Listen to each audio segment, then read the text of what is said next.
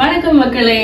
இன்னைக்கு நம்ம யார பத்தி பார்க்க போறோம் அப்படின்னு சொன்னா, துவாபர யுகத்துல வாழ்ந்த இந்த இந்தியாவை அரசாண்ட கிருஷ்ண பரமாத்மாவை தான் பத்தி பார்க்க போறோம். கிருஷ்ண பரமாத்மானோட உங்களுக்கு ஞாபகத்துல வர்றது கோகுலாஷ்டமி தான். கோகுலாஷ்டமி கிருஷ்ண ஜென்மாஷ்டமி ஏன் அழைக்கப்படுது, அதோட வரலாறு என்ன அப்படிங்கறத பத்தி தான் இந்த வீடியோல நம்ம டீட்டெயிலா பார்க்க போறோம். விஷ்ணு பகவானோட 8வது அவதாரமான கிருஷ்ணர் எங்க பிறந்தார் அப்படின்னு சொன்னா, ஒரு சிறைச்சாலையில பிறந்தாரு. அந்த சிறைச்சாலையில எப்படி இருந்தாரு அப்படின்னு சொன்னா, முதல்ல அந்த கம்சன் அப்படிங்கிற ஒரு அரக்கன் இருந்திருக்காரு. அந்த துவாபர யுகத்துல அந்த நகரத்தை ஆட்சி செய்யும் போது அவரோட தங்கை யாரு அப்படின்னு சொன்னா தேவகி. தேவகிக்கு திருமணமாயி யாரு கூட அப்படின்னா வசுதேவரோட திருமணம் ஆச்சுது. இந்த 2 பேருமே என்ன பண்ணாங்க அப்படின்னு சொன்னா, சிறையில தான் தங்களோட வாழ்க்கை நாளை கழிச்சாங்க. காரணம் என்ன அப்படின்னு சொன்னா, கம்சன் அப்படிங்கிறவர் வந்து கொடிய அரக்கன். அவரை அழிக்கிறதுக்கு தேவகியோட 8வது குழந்தை தான் அவரும் அப்படின்னு சொல்லி அவருக்கு ஒரு அசிரிரி வாக்கு சொல்லி மறைஞ்சது. அன்னையில இருந்து தேவதி திருமணமானதுல இருந்தே சிறை வாழ்க்கையில தான் இருந்தாங்க. தேவகிக்கும் வசுதேவருக்கும் 7 குழந்தைகள் பிறந்துச்சு. முதல் 7 குழந்தைகளையுமே சிறைச்சாலையில பிறந்த உடனேயே ராஜாவுக்கு தகவல் சொல்லப்பட்டு ராஜா வந்து என்ன பண்ணிடுவார் அப்படின்னு சொன்னா, 7 குழந்தைகளையும் சிறைக்குள்ளே கொன்று விட்டார். 8வதா வரக்கூடிய குழந்தை தான் யாரு அப்படின்னு சொன்னா, சாட்சாத் கிருஷ்ண பரமாத்மா. அவர் தான் என்ன பண்ணாரு அப்படின்னு சொன்னா, இரவு நேரத்துல அவர் வந்து பிறந்த நேரம் வந்து இரவு நைட்டு 12 மணி அந்த டைம்ல மிட் நைட்ல தான் பிறந்தாரு அவரு. அதே சிறைச்சாலையில தான் பிறந்த திதி எந்தது அப்படின்னு சொன்னா, தேய்பிரையில அஷ்டமி திதி. ஆவணி மாதத்துல வரக்கூடிய தேய்பிரை அஷ்டமி திதியில ரோஹிணி நட்சத்திரத்துல தேவகியோட வயிற்றுல அவதரித்தார் யாரு அப்படின்னு சொன்னா, கிருஷ்ண பரமாத்மா. இந்த கிருஷ்ண பரமாத்மா பிறக்கும் போது சிறை கதவுகள் எல்லாமே தானாக திறந்துச்சான். இப்ப உள்ள சிறை கதவுகள் திறக்குமானா கிடையாது. ஏன்னா நாம இப்ப இருக்கக்கூடிய யுகம் என்னது அப்படின்னு சொன்னா கலியுகம். இந்த கலியுகம் அதாவது இந்த நூற்றாண்டுக்கு முந்தின நூற்றாண்டு தான் எது அப்படின்னு சொன்னா துவாபர யுகம். இந்த துவாபர யுகத்துல அவதரித்தவர் தான் யாரு அப்படின்னு சொன்னா ஸ்ரீகிருஷ்ணர். அவர் சிறை கதவுகள் தன்னால திறக்கவும் வசுதேவர் என்ன பண்ணாருன்னா, குழந்தைய ஒரு நல்ல வேஷ்டி துணியில சுத்திட்டு மேல தலைமையில வச்சுக்கொண்டு யமுனா நதிக்கரைய கடந்து போயிருக்காரு. யமுனா நதிக்கரையை கடந்து போகும்போது அந்த நதிகள் கூட வழிவிட்டுதான். அந்த நதியில இறங்கி போய்கிட்டு இருக்கும் போது மழை பெய்ஞ்சது. அந்த மழை பெய்யும் போது கிருஷ்ண பரமாத்மாவை தூக்கி கொண்டு செல்லும் போது மேல ஆதிசேஷன் குடையாக பிடித்திருக்கிறார். இது எல்லாம் ஆச்சரியமூட்டக்கூடிய சம்பவங்கள் தான், ஆனா உண்மையாவே நடந்த சம்பவங்க. அந்த யமுனா நதிக்கரையை தாண்டி கோகுலம் அப்படின்னு சொல்லி ஊர் இருக்குது. அந்த ஊர்ல என்னது ஃபேமஸ் அப்படின்னு சொன்னா, இன்னைக்கும் கோகுலம் இருக்குது.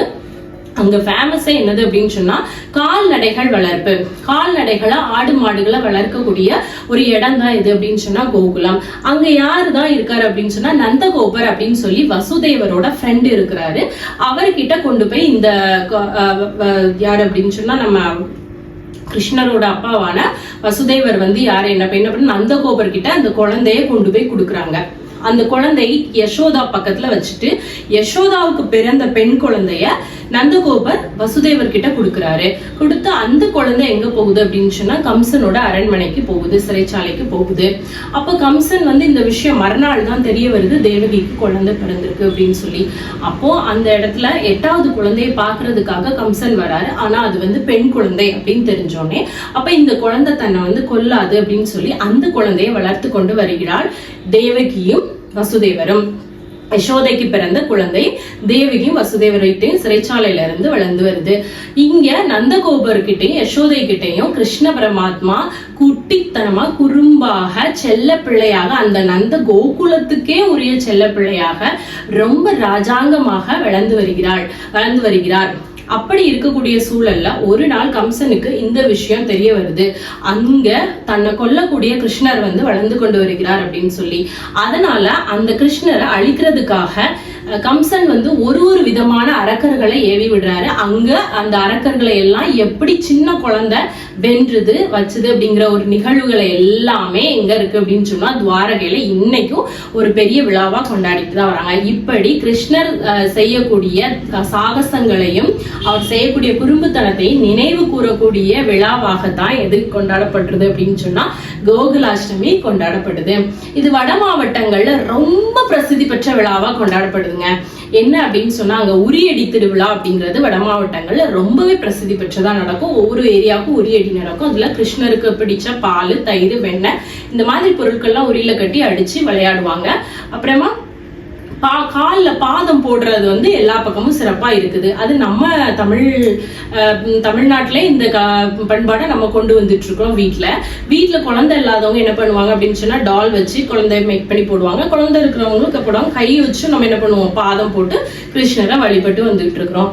இதுதான் கிருஷ்ண பரமாத்மா வந்து அவதரித்த வரலாறு. இது நான் முக்கியமா எதுக்காக நான் இதை சொல்றேன் அப்படின்னா, ஒவ்வொரு உலகத்துல கஷ்டங்கள், துன்பங்கள் வரக்கூடிய சூழல்ல எப்பப்பெல்லாம் அதர்மங்கள் தோன்றுகிறதோ அப்பப்பெல்லாம் தர்மத்தை நிலைநாட்டுவதற்காக நான் அவதரிப்பேன் அப்படின்னு சொல்லி விஷ்ணு பரமாத்மா சொல்லியிருந்ததுதான் இந்த ஒரு கோகுலாஷ்டமியை நினைவு கூறக்கூடிய வகையில அமைஞ்சிருக்குன்னு சொல்லுவேன். இது துவாபர யுகத்துல நடந்தது. நம்ம இன்னைக்கு வரைக்கும் தொன்று தொட்டு கொண்டாடிட்டு வந்துட்டு இருக்கிறோம். காரணம் என்ன அப்படின்னு சொன்னா, இன்னும் கிருஷ்ணர் நம்மளோட இருக்கிறார் என்பதற்காக. கலியுகத்திலேயே அவர் அவதரித்திருக்காரு. பெருமாளாக கல்கி அவதாரமாக அவதரித்து நம்மை காத்து வருகின்றார். நன்றி.